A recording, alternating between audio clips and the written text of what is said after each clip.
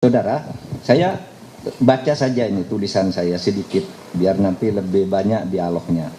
Oh ya, sebelum nyapa teman-teman yang di Amsterdam, selamat siang untuk waktu Indonesia. Mungkin di sana masih agak pagi sekarang. Mudah-mudahan Anda bisa mengikuti acara ini dengan baik. Saudara sekalian, kepada saya diminta perjuangan demokrasi di Indonesia. Saya baca aja butir-butirnya. Pertama, demokrasi itu adalah pilihan terbaik.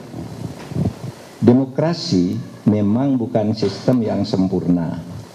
Bahkan oleh para pencetusnya dulu, pencetus awalnya yang dianggap lahir di Yunani gitu, paling tidak teorinya gitu, demokrasi ini sebagai sistem yang cacat sejak lahir.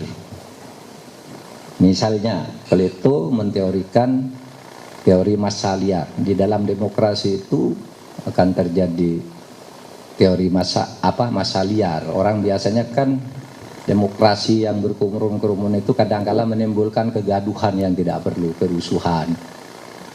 Plato juga yang mengatakan ketika orang bodoh-bodoh disuruh memilih, maka nanti yang terjadi adalah jual beli suara. Karena demokrasi itu menganggap rakyat awam yang tidak terdidik itu mempunyai hak yang sama. Jadi sejak awal sudah dianggap. Kalau Aristoteles mengatakan demokrasi itu ya melahirkan banyak demagog. Demagog itu pembohong-pembohong politik.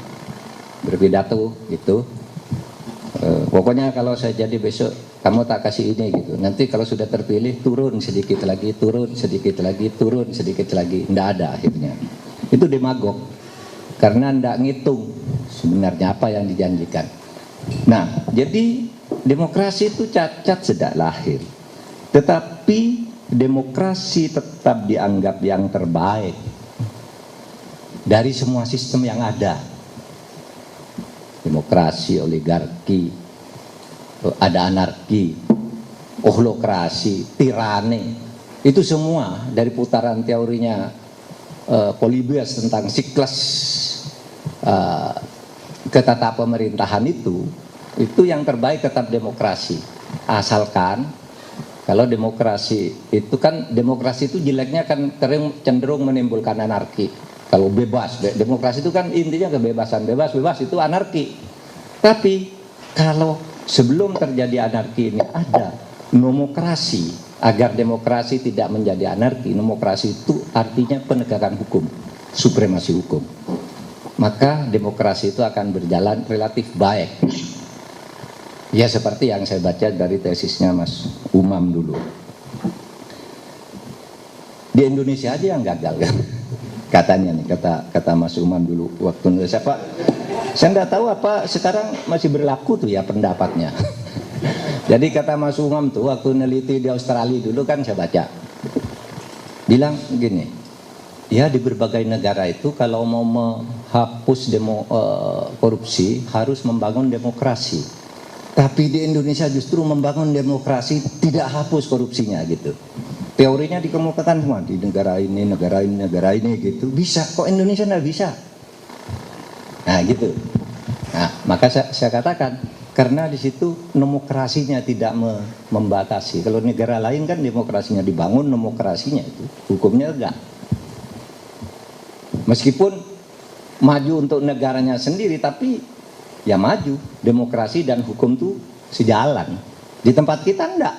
Demokrasinya dibiarkan tidak terkawal oleh hukum, sehingga apa yang terjadi di tingkat elit terjadi kesenang-wenangan, di tingkat bawah itu terjadi semacam anarkis opini, sehingga yang terjadi kalau pinjam istilahnya Pak Dahlan Iskan, kebenaran baru, bukan kebenaran yang benar-benar logis. Sekarang ada kebenaran baru karena kebebasan yang ditopang oleh medsos, kemajuan teknologi informasi yang tidak dikawal juga oleh penegakan hukum yang benar. Nah, saudara, saya ingin mengutip dulu apa yang disampaikan oleh Bung Hatta.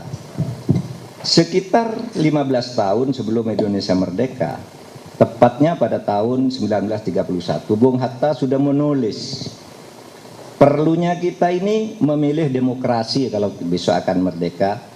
Dan Bung Hatta mengingatkan juga, hati-hati, demokrasi itu ada penyakitnya juga, meskipun harus kita pilih sebagai pilihan yang paling baik gitu.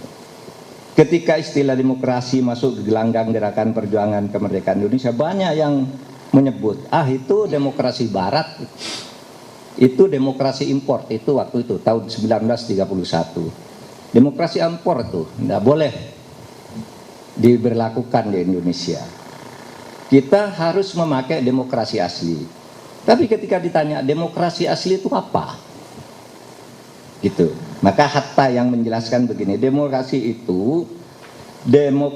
asli itu adalah demokrasi yang berintikan daulat rakyat yang hidup sebelum munculnya feodalisme di Indonesia. Jadi dulu Indonesia tuh, kata Bung Hatta tuh, demokrasinya musyawarah desa, lalu kerjasama, hidup bersama dalam bentuk kolektivisme. Sesudah itu muncul penguasa-penguasa lokal yang membangun feodalisme. Disusul oleh munculnya Belanda, penjajahan. Nah kata Hatta, kita besok bangun demokrasi, namanya bolehlah pakai kedaulatan rakyat atau sovereignty, demokrasi, tapi itu artinya daulat rakyat. Di mana apa intinya? Daulat rakyat kita itu kolektivisme, kata Hatta. Daulat rakyat kita itu kolektivisme, dan sekarang kalau mau merdeka diperbarui dengan kolektivisme baru itu. Kalau dulu kolektivisme, kekayaan itu dikelola bersama lalu dimakan sama-sama, dibagi gitu. Tanahnya kamu keluarga ini dapat ini, tahun depan bertambah lagi, dibagi lagi gitu. Ke depan, kata Bung Hatta, kita kelola dalam bentuk produksi koperasi. Sehingga kata usaha bersama untuk kemakmuran rakyat itu asli dari Hatta, yang kemudian masuk di Undang Dasar Ekonomi, disusun sebagai usaha bersama dengan asas kekeluargaan ini yang ditulis Hatta tahun 31, yang sampai sekarang tetap melekat di Undang Dasar kita. Nah tapi Hatta mengingatkan gini, jadi kita terima demokrasi dari Barat, tapi kita saring. Kita kembangkan demokrasi lokal, tapi kita aktualkan. Jangan ikut yang lama-lama, jangan ikut yang hasil penjajahan, yang lama juga harus diperbarui. Tidak mungkin kolektivisme seperti itu, maka ada kolektivisme baru, kata Hatta. Cuma Hatta mengingatkan gini, demokrasi itu punya ancamannya tersendiri yang sekarang ini sudah muncul. Apa? Demokrasi itu kalau tidak dijaga dengan kedisiplinan moral dan tata aturan, itu akan menjadi alat untuk membunuh demokrasi. Itu Hatta yang nulis. Kata Hatta itu, ingat, hati-hati kamu semua, wahai bangsaku, kedaulatan rakyat itu bisa dipakai untuk membunuh kedaulatan rakyat. Ini kata Hatta. Apa artinya? Orang melakukan korupsi melalui proses demokrasi. Parlemen digunakan, saya ini wakil rakyat, bisa membuat apa saja yang membunuh rakyat. Sekarang itu keluhan orang. Sedang terjadi korupsi di sini dibangun melalui demokrasi. Hukum yang otoriter dibangun melalui proses hukum atas nama demokrasi. Gimana caranya ya? Saya yang punya DPR, saya yang menentukan. Kamu mau apa? Loh, saya yang menentukan di sini. Nah itu yang dulu diingatkan oleh Hatta. Yang sekarang ini banyak terjadi. Demokrasi membunuh demokrasi. Nah, saudara sekalian, Hatta mengingatkan di situ sebenarnya yang penting itu tadi, kalau dalam bahasa saya itu nomokrasi, itu kedisiplinan untuk mentaati aturan, itu kata Hatta. Itu nomokrasi artinya. Nomokrasi itu supremasi hukum. Demokrasi itu kedaulatan rakyat, demokrasi itu kedaulatan hukum itu harus bersama. Nggak bisa. Anda mau hanya hukum tanpa demokrasi itu sewenang-wenang. Anda mau demokrasi kalau tidak ada hukum itu anarki. Oleh sebab itu harus seimbang. Dua ini jadi kata kunci. Demokrasi dan nomokrasi ini pasangan. Suami istri yang tidak bisa dipisahkan di dalam suatu negara yang ingin maju. Nah, saudara, Indonesia sendiri ketika akan merdeka sesudah 15 tahun, 14 tahun Hatta menulis yang begini ini kan terus merdeka tuh. Mau merdeka itu dibentuk Badan Penyelidik Usaha Persiapan Kemerdekaan, Dokuritsu Zunbi Kyosakai. Tugasnya apa? Menyusun sebuah rencana negara dalam Undang-Undang Dasar di mana nanti Indonesia merdeka. Terjadi perdebatan. Apakah kita mau pakai demokrasi itu berdebat dulu sampai di voting? Di voting. Nanti dilihat di buku catatan itu risalah persidangan itu di voting. Bung Karno misalnya ingin kita bentuk republik lah. Republik itu waktu itu kata lain dari demokrasi.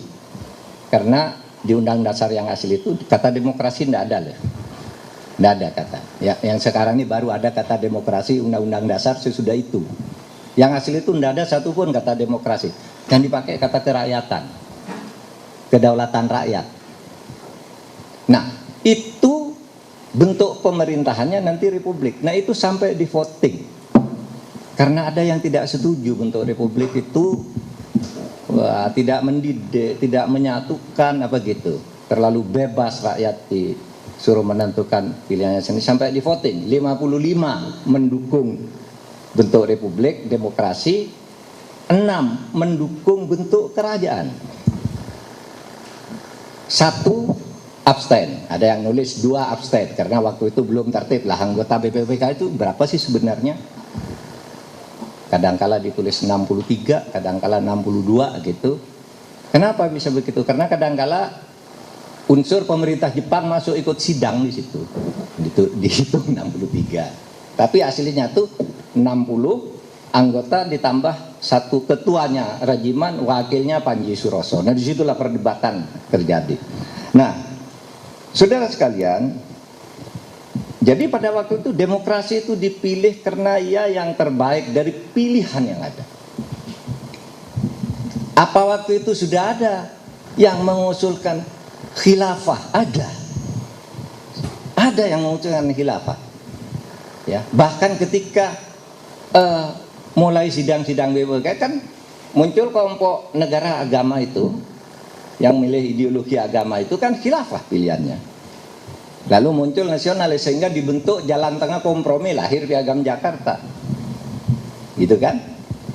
Bukan negara agama, bukan negara sekuler tapi negara demokrasi berketuhanan kan gitu akhirnya. Jadi pada waktu itu muncul istilah itu. Tetapi nggak salah Sukiman Wirosanjoyo waktu itu yang mengusulkan bentuk khilafah itu, tapi tidak dielaborasi. Ketika dielaborasi itu tidak ada bedanya dengan negara demokrasi biasa gitu, sehingga tidak jelas juga strukturnya. Sampai sekarang siapa yang memperjuangkan itu tidak jelas kan strukturnya. Apa sih yang mau Anda perjuangkan khusus dengan khilafah itu tidak ada. Keadilan, nah kalau keadilan tidak harus khilafah. Pancasila juga sudah bicara keadilan. Apa? Struktur pemerintahnya khilafah itu seperti apa? Tidak ada sampai sekarang. Kan gitu. Dan waktu itu sudah diperdebatkan juga di tahun 45 itu. Nah, saudara, oke, di voting. Kemudian apa? Kenapa kita milih demokrasi itu? Karena dia punya kelebihan, yaitu mencegah kediktatoran. Yang kedua, menjamin kedaulatan tetap ada di tangan rakyat, bukan di tangan penguasa. Mungkin suatu saat kedaulatan itu dirampas oleh penguasa. Tapi karena di demokrasi itu meniscayakan adanya pemilu, ya, di situ peluang untuk memperbaiki, di situ peluang untuk menilai pemerintah yang kemarin tidak benar, gitu. Bisa kita milih yang ini, bahwa masih kalah lagi, nunggu pemilu berikutnya lagi, tidak akan terus-terusan sepanjang masa. Kalau di dalam monarki atau dinasti itu kan mesti sepanjang masa, dia turun ke keluarganya dan sebagainya itu. Kemudian menjaga pluralisme dalam kedaulatan dan integrasi yang kuat, kemudian menegakkan hukum dan keadilan yang substansial, mencegah kesenang-wenangan dan untuk memberantas korupsi. Lalu menciptakan keseimbangan antara hak dan kewajiban. Itu dulu yang dikatakan juga oleh Hatta tentang kemanusiaan itu, atau rencana pemberian kemerdekaan demi kemanusiaan itu adalah hak. Tapi jangan lupa, kita bukan hanya menerima hak, tapi juga menerima kewajiban dan tanggung jawab. Nah, itu sebenarnya demokrasi. Nah, sekarang, saudara, saya ingin katakan, dinamika perjuangan demokrasi di Indonesia itu tidak pernah berhenti di satu konsep. Karena dari waktu ke waktu itu berubah. Coba nih, ketika Indonesia merdeka, demokrasinya apa? Demokrasi dengan sistem pemerintahan presidensil. Bung Karno presiden, dibantu oleh sebuah komite nasional Indonesia pusat. Jadi Bung Karno itu tertinggi, diprotes oleh Syahrir dan kawan-kawan, itu peninggalan Jepang itu fasis, kata Syahrir, harus diubah. Didesak pemerintah keluar maklumat nomor X, demokrasinya berubah hanya dalam waktu 1,5 bulan sesudah Indonesia merdeka. Apa? Berubah menjadi demokrasi parlementer. Undang-undang dasarnya tidak berubah, tapi tahun 49 terjadi perubahan konstitusi hasil perundingan Den Haag, berubah lagi konstitusinya, tapi tetap parlementer sampai tahun 59. Demokrasi parlementer dianggap terlalu liberal, dibubarkan oleh Bung Karno dengan dekret Presiden 5 Juli, konsep demokrasinya berubah. Apa? Demokrasi terpimpin. Wah, hebatnya demokrasi terpimpin, kita enggak boleh macam-macam, ada pemimpin yang akan menentukan, tapi menuntulan otoritarisme. Bung Karno akhirnya dijatuhkan, muncul demokrasi Pancasila, zaman Orde Baru. Apa slogannya? Kita membangun demokrasi berdasarkan usaha untuk melaksanakan Pancasila dan UUD 45 secara murni dan konsekuen. Itu Orde Baru. Bagus sebentar, lalu mulai timbul korupsi-korupsi, ada reformasi. Tadi saya sudah cerita, bangun lagi. Demokrasinya pada saat reformasi bagus.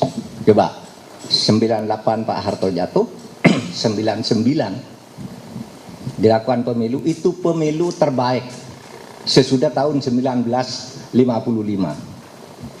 Pemilu paling demokratis, terbuka, kesaksian tokoh-tokoh internasional pada waktu itu. Clinton datang ke Indonesia, Carter juga bikin penilaian, bikin report tentang pemilu di Indonesia, bagus gitu. 99 bagus, 2024 bagus, tapi 2009 udah rusak, sudah pakai politik uang sampai sekarang. Jadi selalu berubah nih, perjuangan membangun demokrasi di Indonesia tidak pernah berhenti, saudara. Dan kita jangan berhenti untuk membangun itu, karena perubahan-perubahan itu adalah keniscayaan. Bagusnya demokrasi dan konstitusi itu ada lingkup kekuasaan yang dibatasi secara jelas, meskipun sering dilanggar, ada batas waktu kekuasaan. Nah, itu yang ada di demokrasi.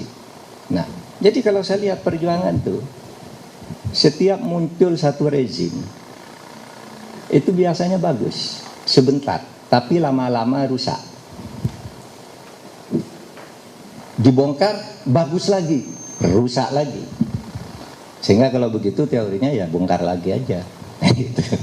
Orang yang berpikir kayak gini nih, dibongkar lagi aja, biar bagus lagi. Gitu. Nanti rusak lagi, ya bongkar lagi gitu. Itu pasang bongkar nih. Dari sejarah ini perubahan-perubahan ini kan nggak bisa diungkiri. Tapi apakah kita mau tunduk pada hukum perubahan-perubahan yang seperti itu? Apa yang menyebabkan sebuah demokrasi itu bergeser ke otoritarisme? Kalau teorinya gampang. Teorinya apa?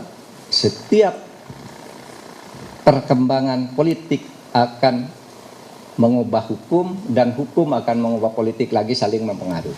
Yang kedua teorinya, power tends to corrupt. Kekuasaan itu cenderung korup. Siapapun yang berkuasa meskipun dia mula-mula baik-baik, lama-lama nikmat. Lama-lama menerima bisikan-bisikan bawahannya, Bapak yang baik, Bapak harus terus jadi presiden.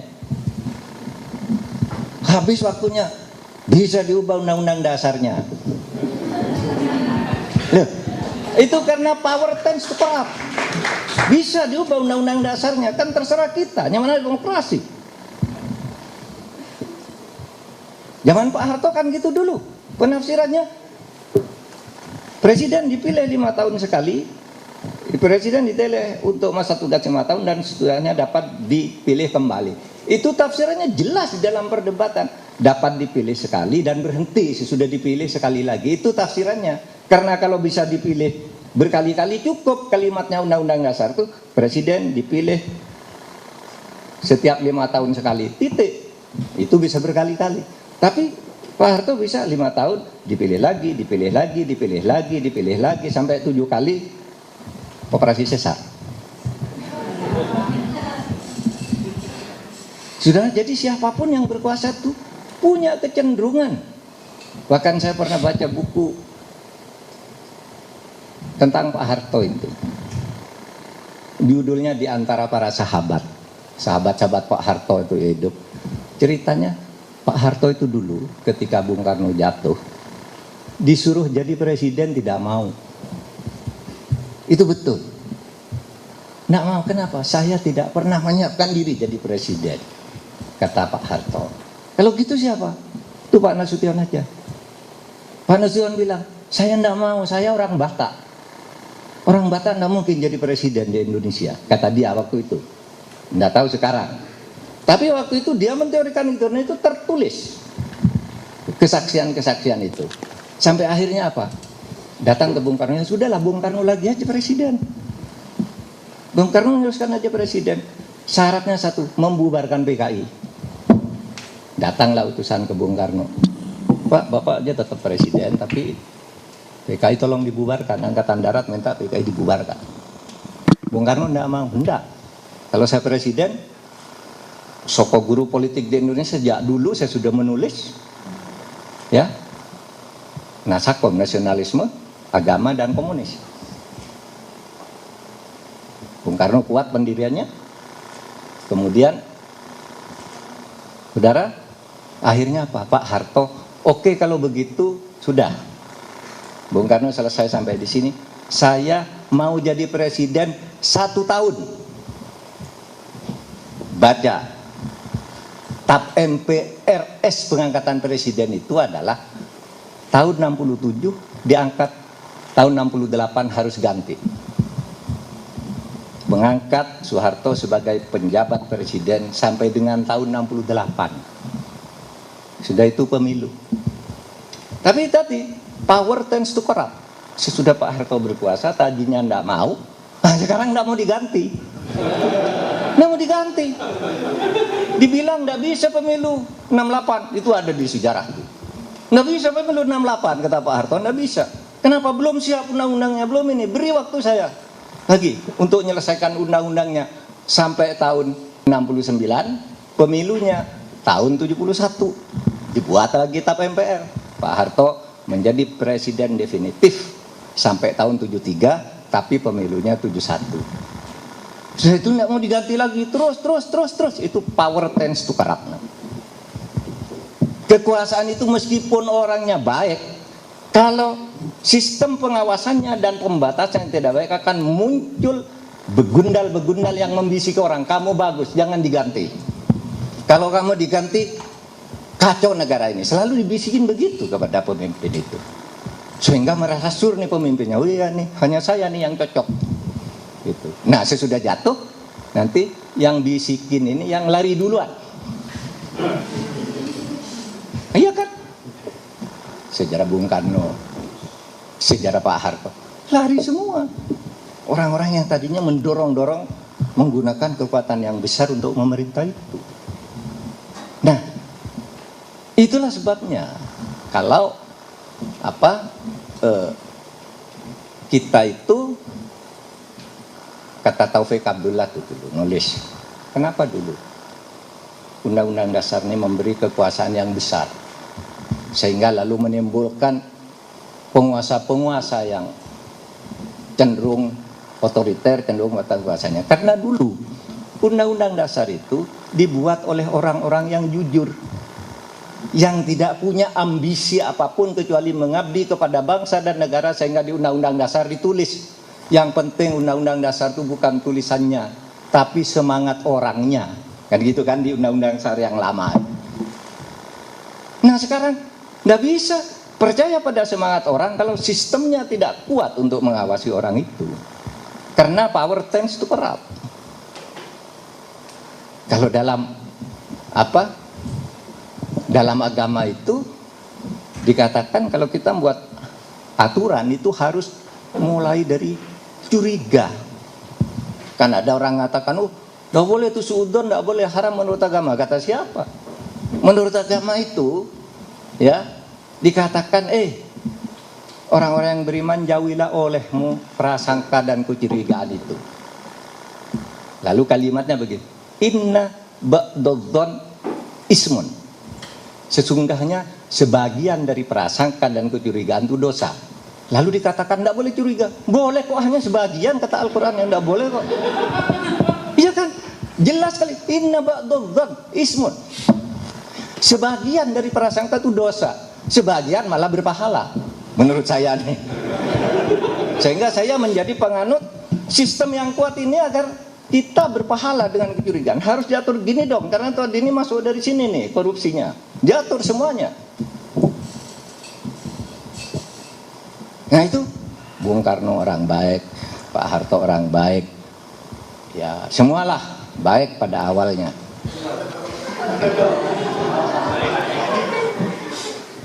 Oleh sebab itu diatur demokrasi kita. Di era reformasi itu apa yang tidak kita buat? Oh Pak Harto menimbulkan KKN, dibuat Mahkamah Konstitusi. Oh niru aja, niru Austria ada Mahkamah Konstitusi, bentuk Mahkamah Konstitusi. Oh niru Polandia ada Komisi Yudisial, dibentuk Komisi Yudisial. Niru Hongkong ada KPK, bentuk KPK. Niru apa lagi? Komnas HAM itu dilembagakan, bentuk. Semua dianut, seluruh teori untuk memperbaiki negeri ini udah diambil, dijadikan undang-undang. Sehingga saya katakan apa? Loh, kalau gitu apa? Sudah habis teori di gudang sekarang. Teori apa coba? Tanya ke saya. Pak ini belum, saya tunjukkan. Sudah. Teori apa coba? Yang mau Anda tawarkan. Kok mau berdiskusi terus? Sudah habis diskusi. Nah, sehingga saya katakan pada bagian akhir di sini, penutupnya ini, perkembangan masyarakat dan pelanggaran terhadap prinsip-prinsip demokrasi telah menimbulkan gejala demokrasi berkembang secara tidak bermartabat. Itulah sebabnya terjadi dinamika hukum tata negara secara terus-menerus untuk memperbaikinya atas nama demokrasi, meskipun nyatanya setiap perubahan selalu mudah diakali dan diselewengkan sehingga diubah dan diubah lagi. Itu tadi berubah karena akal manusianya itu. Yang terjadi adalah apa yang sudah diingatkan oleh Bung Hatta pada tahun 1930-an, yakni di tingkat atas pada elit politik terjadi penggunaan demokrasi untuk membunuh demokrasi.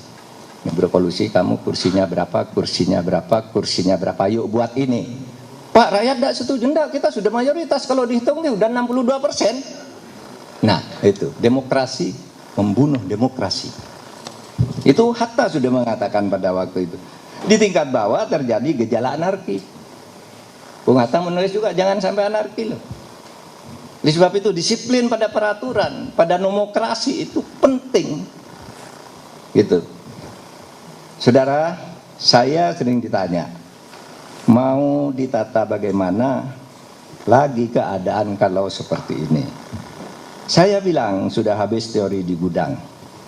Masalahnya sekarang ini, sukma demokrasi asli yang dikatakan oleh Bung Hatta yaitu gotong royong untuk kemakmuran bersama, dan sukma hukum yaitu moral dan etika tampaknya sudah agak terlepas dari kehidupan kita berbangsa dan bernegara.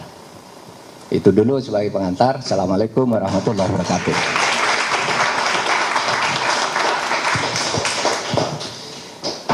Luar biasa, sekali lagi berikan aplaus yang paling keras untuk Prof. Mahfud.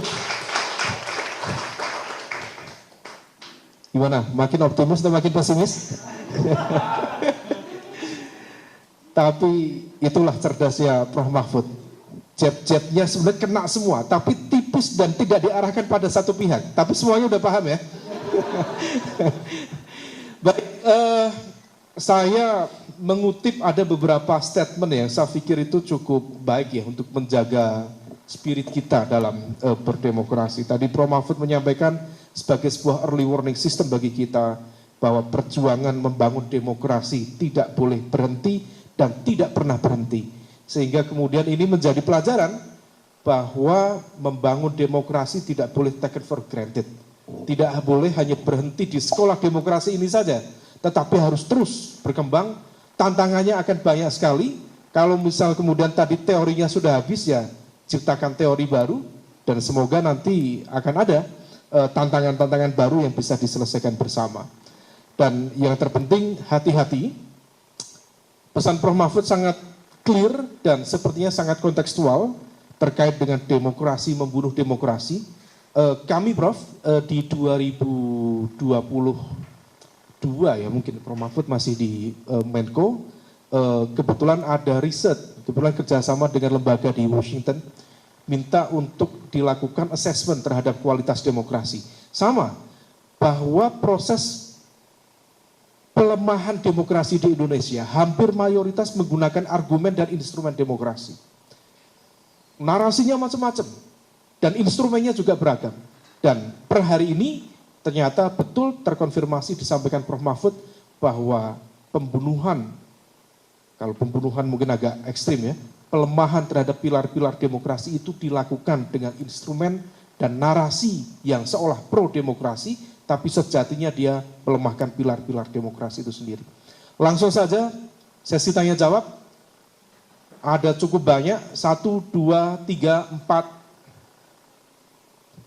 Ini ada yang sudah menahan diri, nanti ada yang di online, tapi saya minta satu orang satu pertanyaan saja. Ya, kalau semalam pengalaman satu orang sampai 3 pertanyaan, enggak.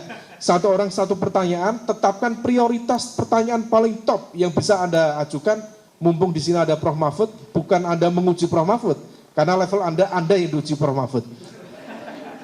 Ini bukan KPU Prof. Dan nggak boleh ada yang begini-begini, tak pendong kepalanya. Ini sekolah demokrasi sopan-sopan semua ini. Oke, langsung saja. 1, 2, 3 yang ngacung, 5 berarti ya, oke. Satu pertanyaan, jangan panjang-panjang, straight to the point. Dari depan, silakan Mas. Bismillahirrahmanirrahim. Terima kasih Pak Mahfud, saya agak ragu sebenarnya mau bertanya, tapi dapat sokongan dari Pak Joko. Saya Berlian Idris Pak, saya sehari-hari dokter jantung. Saya ingin menanyakan mengenai perubahan ya. Kita ini seperti bicara mana ayam, mana telur lebih dulu yang keluar gitu atau yang ada. Tapi kalau dari pengalaman Pak Mahfud sendiri yang sudah berada di dalam, begitu, kira-kira apa way forward nih? Where do we go from here? Itu Pak kulminasi yang juga semalam saya tanyakan ke Pak Umam begitu. Di tengah kegalauan, kegelisahan ini, perlu orang yang membawa suluh memberitahu kita dengan Pak Mahfud ini kan lengkap ya, pengalamannya itu lengkap banget. Akademisi iya, politisi iya, pengalaman di dalam juga sudah. Jadi kira-kira where do we go from here Pak? Terima kasih. Makasih Mas Willy. Mas Willy di sini tuh sangat relevan. Karena mikirin demokrasi Indonesia itu banyak yang jantungan. Jadi dokter jantung pas di sini. Oke, selanjutnya baju warna orange. Atau yang depan silakan. Straight to the point, intronya nggak usah panjang-panjang, pertanyaan intinya. Ya, terima kasih Pak Umam. Ya, saya Hafid Pak dari perwakilan lembaga saya konsultan di bidang ESG, dan satu hal yang ingin saya tanyakan ke Pak Mahfud, sebenarnya kalau kita melihat konsep demokrasi, maka percaya atau tidak percaya, kita harus percaya bahwa pilar utamanya adalah partai politik. Dan inilah bobrok demokrasi kita tidak pasca reformasi mungkin banyak mengembangkan banyak lembaga, tapi kita minus melakukan kontrol terhadap partai politik. Kira-kira ke depan apa solusi untuk melakukan perbaikan atau renovasi total di dalam tubuh partai politik ini, Pak Mahfud? Terima kasih. Oke, masih Mas Hafid. Selanjutnya. Ya, terima kasih Prof. Mahfud, Mas Umam. Saya Jeko dari Jakarta. Pertanyaan saya, sesi sebelumnya Prof, ini pemaparan dari Menteri PPN Bappenas tentang RPJPN. Saya baca sedikit RPJPN 2025-2045, salah satunya adalah memuat tentang demokrasi substansial. Nah, menurut Prof. Mahfud, apakah kita harus optimis, pesimis, atau realistis terhadap target Bappenas tersebut? Mempertimbangkan kondisi demokrasi saat ini ya. Menambahkan data sedikit saja, bahkan indeks demokrasi kita tahu banyak, indeks demokrasi Indonesia ada di tempat Prof. Mahfud dulu di Kemenkopolhukam. Bahkan tahun ini juga mencatat angka yang turun dari sisi pemerintah itu ya, berarti indeks pemerintah. Nah ini apakah kita harus pesimis, optimis, atau realis terhadap target Bappenas jangka panjang 2045 demokrasi substansial itu Prof. Terima kasih. Oke, makasih Mas Ciko. Selanjutnya. Oke, terima kasih pada Prof. Mahfud dan Pak Joko. Perkenalkan, nama saya Naldianto Putra, saya saat ini merupakan mahasiswa ilmu sejarah di Universitas Indonesia. Saya sebenarnya tadi tergelitik dengan pernyataan Prof. Mahfud terkait kamu baik dan kamu bisa masih jadi presiden. Karena dalam konteks ini sebenarnya saya melihat Pak Mahfud, dalam sejarah mungkin ada 2 kali gitu hal seperti ini terjadi. Ketika Soekarno di tahun 65, itu orang-orang Soekarnoisme tetap mendukung Pak Karno. Begitu juga nanti di tahun 98 ketika kita tahu bahwasannya Pak Harmoko juga di tahun 97 waktu jadi ketua MPR mendukung lagi, ketua DPR mendukung lagi Pak Harto untuk lanjut. Tapi nanti tahun 98 Pak Harmoko juga yang lari pertama gitu kan dari Pak Harto. Nah pertanyaan saya, apakah presiden saat ini bosnya Pak Mahfud dulu? Apakah sama gitu Pak? Ada orang yang bisik-bisikan. Karena kita tahu bahwasannya periode pertama beliau, saya rasa kita nggak bisa naif. Itu cukup baik, cukup ya Pak, cukup baik. Dan saya rasa di periode kedua ini bukan cukup lagi tapi sangat buruk Pak. Kurang lebih itu saja. Terima kasih. Assalamualaikum warahmatullahi wabarakatuh. Ya, oke, makasih Mas Joko. Dulu waktu Pak Mahfud masih di dalam, insya Allah masih cukup baik. Setelah Pak Mahfud keluar, saya nggak tahu. Selanjutnya, silakan. Assalamualaikum warahmatullahi wabarakatuh. Terima kasih atas kesempatannya. Perkenalkan, saya Rizky. Saat ini sedang bekerja di Kementerian Luar Negeri. Izin bertanya, Prof. Mahfud. Sebagaimana Prof. tadi sempat sampaikan bahwa seseorang yang SDM-nya rendah itu nilainya dalam voting pemilihan presiden itu 1 suara.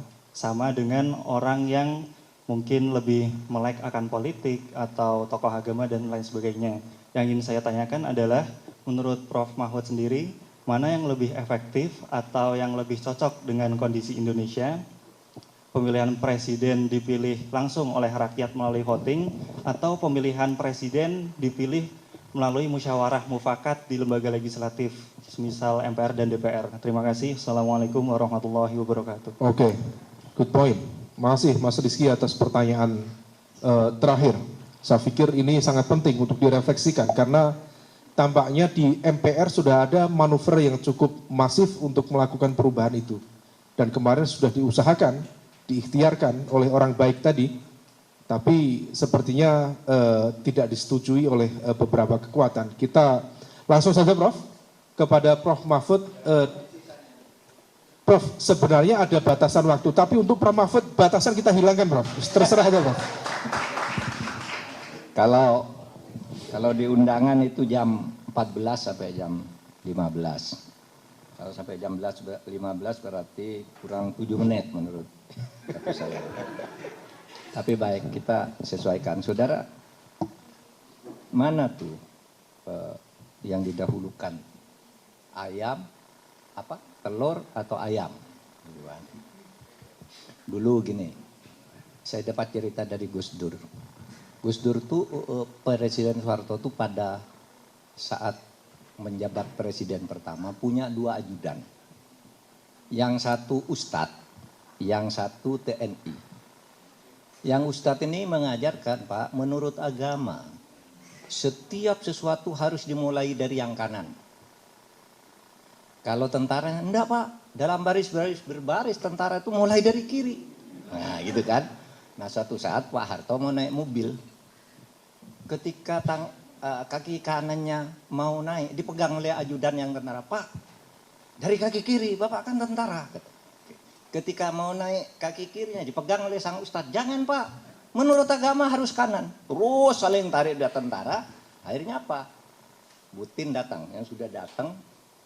Saya sudah di dalam. Ada apa ini kok lama-lama Pak Harto? Ini loh Bu, kata Pak Harto. Kata ini suruh naik dari kaki kiri, kata ini dari kanan. Lalu sama Butin, udah nggak usah pikir, naik aja dorong. Masuk. Artinya apa? Artinya harus cepat ambil keputusan, kata Gus Dur. Waktu itu kan saya minta petunjuk. Pak Presiden, saya tuh kok diangkat jadi Menhan, saya nggak tahu apa-apa ini. Gitu. Menurut ini begini, saya nggak ngerti. Katanya, dulu Pak Harto tuh lalu cirain kayak tadi. Nanti Pak Mahfud kalau ada apa-apa cepat aja ambil keputusan. Jangan sampai rusak orang karena orang berdebat itu. Nah itu Gus Dur. Nah sehingga nanti saya sampaikan anunya. Sekaligus dengan penanya yang kedua. Ini Pak mau perubahan, ini kan bagaimanapun kalau demokrasi itu pilarnya parpol. Nah itu masalahnya. Mau memperbaiki sesuatu itu harus lewat parpol. Tapi ketika disampaikan ke parpol, parpolnya enggak mau. Mulai dari mana?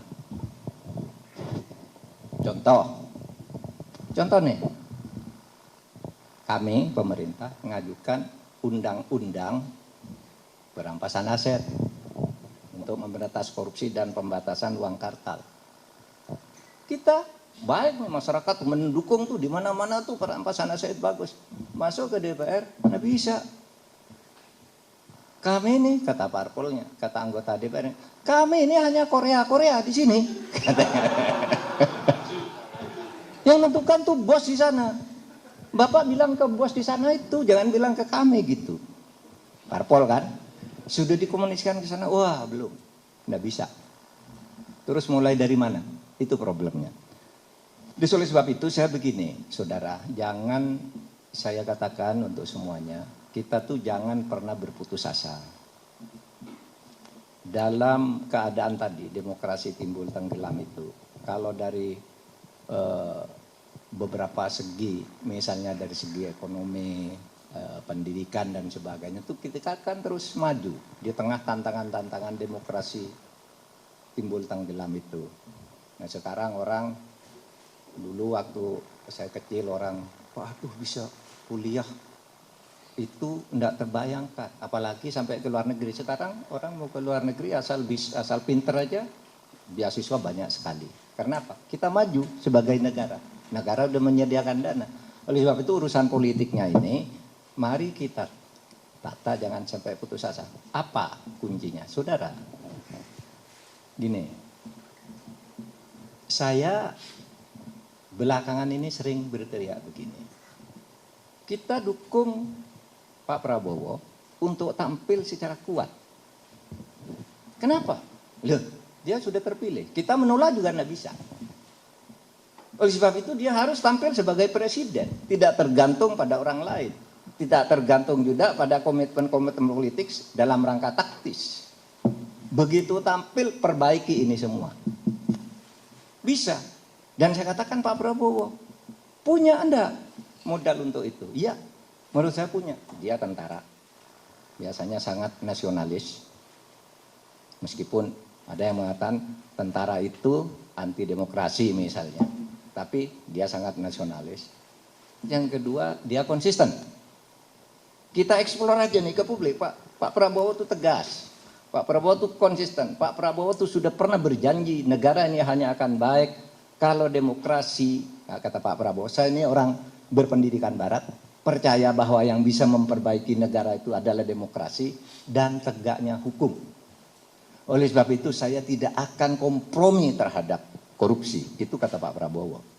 Ini eksplor agar Pak Prabowo pede betul nanti ketika dilantik. Tidak terikat pada siapa-siapa. Janji-janji politik kepada teman tuh bisa diingkari biasanya kok oleh siapapun. Kemarin janji ini, janji enggak. Saya ingin memperbaiki negeri ini. Itu momentum untuk memenuhi janji-janji Pak Prabowo yang sejak tahun 2014 dijanjikan. Nah, surat kita tidak, saya terutama, tidak berharap apa-apa dari itu. Hanya ingin muncul presiden yang kuat sesuai dengan tuntutan konstitusi. Kuatnya untuk apa? Untuk membangun demokrasi dan penegakan hukum, memimpin pemberantasan korupsi. Nah, saudara, momentum itu ada. Dan saya tahu juga, teman-teman saya pimpinan parpol itu, baik-baiklah kalau bicara.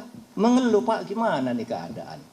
Seperti ini ketua umum parpol sekarang ya bergabung misalnya ke tim, kalau ketemu Pak, ke depan harus diperbaiki, rusak negara ini kalau pakai sistem transaksi politik seperti ini.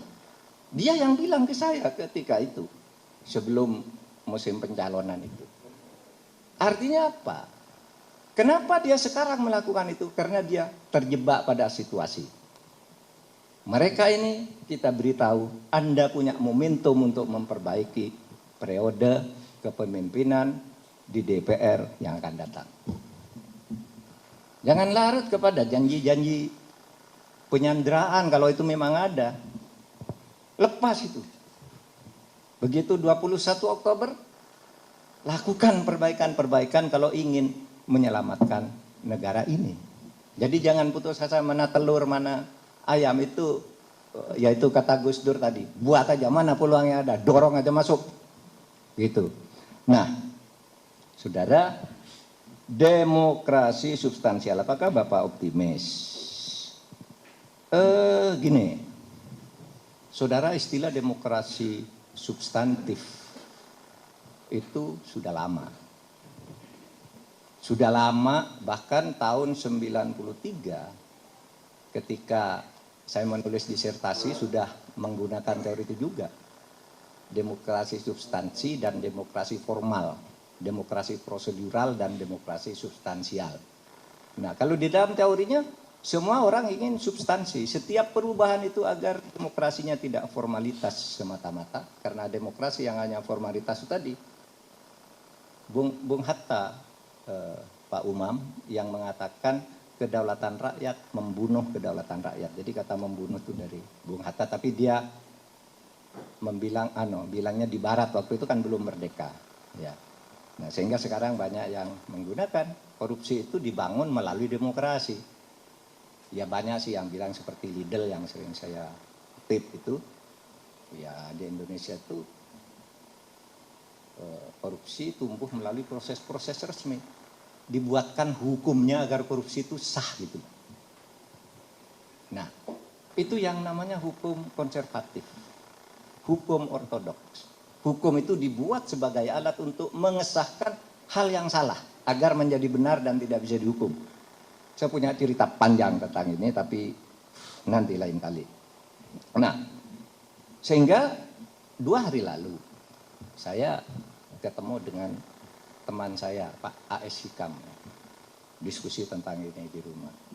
Lalu ceritanya gini, gimana Pak Hikam demokrasi kita? Aduh Pak, katanya, demokrasi di tempat kita ini bukan demokrasi cacat, katanya. Apa? Demokrasi gagal bagi Hikam. Meskipun orang kalau lihat dari indeksnya itu masih cacat atau tidak sempurna, tapi demokrasi gagal. Lalu dia ceritakan. Nah, apa yang ingin saya katakan? Kita jangan pernah pesimis. Ada momentum. Kalau enggak, kalau terpaksa momentumnya ini hanya kita dapat sedikit, 5 tahun lagi kan ada lagi. Saudara percaya dengan saya, keributan-keributan politik ini nanti akan reda setelah pelantikan kabinet 21 Oktober. Mungkin akan menemukan polanya. Tapi percayalah, awal tahun 2027, 2 tahun, itu sudah akan sibuk pemilihan berikutnya. Karena pendaftaran nanti pemilu berikutnya kan 2018. 2028, 2029 udah pemilihan di awal. Sehingga kita punya momentum, banyak yang harus kita gunakan dengan sebaik-baiknya. Pak, itu Pak Jokowi itu ada pembisik-pembisik kayak Harmoko gitu tadi, yang kemudian lari. Biasanya kalau dalam keadaan begini orang belum ngomong. Nanti itu akan ditulis orang sesudah Pak Jokowi berhenti agak lama dari itu kan, lalu orang ngomong kan gitu kan. Kalau pengalaman saya nih, jadi gerakan untuk menambah jabatan Pak Jokowi, apakah itu menambah periode atau memperpanjang itu, memang waktu itu muncul di orang-orang di kabinet. Udah nggak bisa dirahasiakan lah, itu kan ada gerakan ini, gerakan itu, pidato ini di kabinet. Tapi pada waktu itu penolakan masyarakat keras, Bu Mega keras sekali. Sehingga suatu saat saya datang ke Pak Jokowi, di Istana Bogor. Pak, ini nih di masyarakat ramai sekali nih Pak. Bapak mau memperpanjang jabatan atau apa? Nah, pada waktu itu Pak Jokowi mengatakan, Pak Mahfud, apakah rakyat belum tahu bahwa siapa yang berpikir memperpanjang jabatan saya itu mencari muka kepada saya? Yang mengusulkan saya memperpanjang jabatan itu nampar muka saya. Itu kata Pak Jokowi. Nah, kalau gitu Pak, umumkan kepada para menteri. Sidang kabinet. Pak Jokowi lo bilang, jadwal pemilu sudah ditetapkan. Gitu kan. Para menteri jangan bicara lagi perpanjangan jabatan. Disiarkan langsung. Nah saya tahu nih ada yang main di sini, ada yang main di sini kan. Nah, saya masuk di sini, ya pura-pura enggak tahu aja. Pokoknya Pak Jokowi bilang begitu, keluar dari istana, saya diperintahkan oleh Pak Jokowi untuk mempersiapkan pemilu. Pemilu tidak boleh diundur, periode tidak bisa bertambah. Ini saya kan. Ketika ini harus menteri ini, menteri itu, ngadakan ini, ngadakan itu. Saya jalan. Saya yang diperintah. Dan Pak Presiden sendiri yang memimpin rapat. Jadwal pemilu harus ditetapkan. Saya rapat jadwal pemilu itu di kantor saya. Beberapa menteri saya ini dari Presiden. Nah, kan sulit lalu ikut arus itu kan. Karena sudah ada jadwal yang bisa memfait akompli bahwa ini harus jalan. Nah saya kira ini bisa jejak digitalnya itu gampang dicari Pak. Di saat orang ribut mempersiapkan mengumpulkan lurah se-Indonesia lalu bikin deklarasi, apel. Lalu muncul istilah harus diperpanjang, saya bersuara lain. Itu jejak digitalnya ada. Artinya ini bukan rahasia lah, dibuka lah saat-saat itu kan ada. Saya selalu bicara beda. Karena saya ingin mendorong jangan sampai rayuan-rayuan ini kita larut. Dan semuanya menjadi mau begitu. Saudara, yang terakhir pilihan presiden apakah langsung lewat MPR sebaiknya? Itu gini, dulu ketika lewat MPR itu dianggap koruptif, dianggap konspiratif karena MPR itu semuanya diangkat oleh presiden, lalu presiden yang milih MPR yang milih presiden, jadi itu saling angkat pada waktu itu. 1000 orang gampang sekali disuruh dukung, kalau enggak ya enggak jadi anggota DPR. Itu ada di tangan Pak Harto pada waktu seluruh